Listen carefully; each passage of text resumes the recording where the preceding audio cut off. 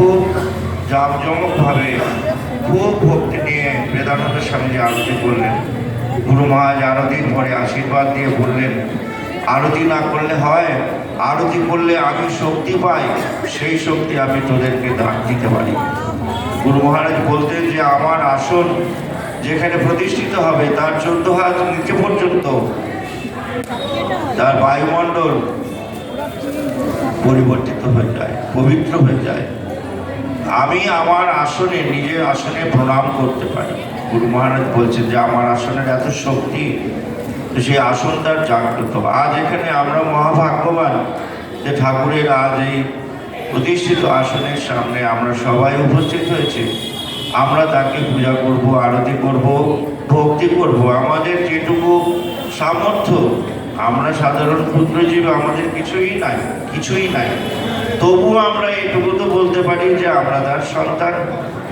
তিনি মানুক না মানুক, তার কাছে তো আমরা শরণাগতি নিতেই পারি। এই আশ্রয়টুকু তিনি যদি আমাদের দেন, তাহলেই তো আমরা কৃতজ্ঞতার্থ।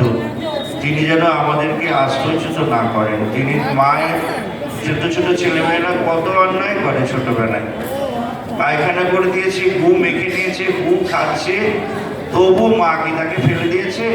মা আবার তাকে সুন্দর করে পরিষ্কার করিয়ে কোলে তুলে চুমকাচ্ছে। এই হলো মায়ের ধর্ম।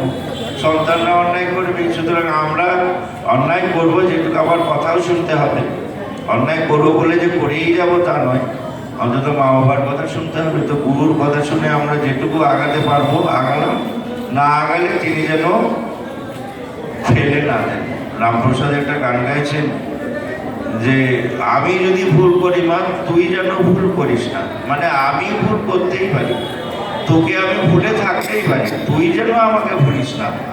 বাচ্চা ছেলেটা কোথায় খেলে বেড়াচ্ছে নিজেই জানে না, কিন্তু মায়ের নজর আছে যে ও খেলে বেড়াচ্ছে, খায় না, ঠিক তাকে ডেকে নিয়েছে, খাওয়াচ্ছে। সেই জন্য মায়ের কাছে এইটুকু আমরা প্রার্থনা করার সামর্থ্য আমাদের আছে। সহজে তো হয় না। আমাদের যখন রূপ, ঐশ্বর্য, ধন সম্পদ, জনসম্পদ অনেক কিছু থাকে, আমরা ভুলে যাই, স্মরণ করতে পারি না।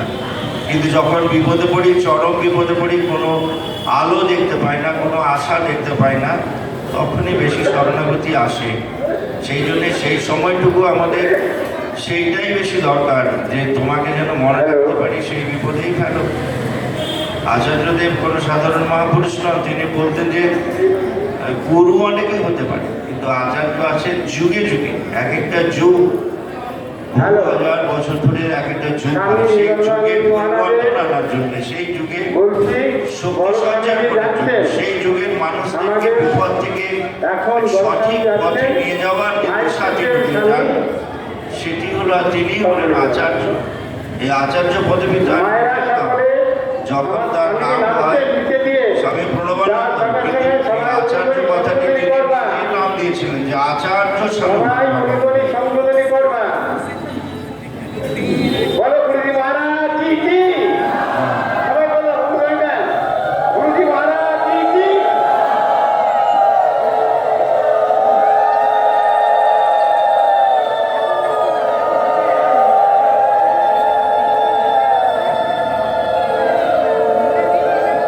গুরু মহারাজের যে ছবিটা দেখতে পাচ্ছেন আপনারা, সবাই একবার তাকিয়ে দেখুন। গুরু মহারাজ এইভাবে এসে আসনে বসলেন। গুরু মহারাজের পাগুলো দেখুন, চরণগুলো দেখুন, তিনি বাড়িয়ে রেখেছেন।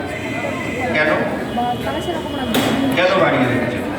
অনেক মহাপুরুষেরা আছেন, আমি তুলনা করছি না, কথাই বলছি, যে তাকে স্পর্শ করতে দেন না।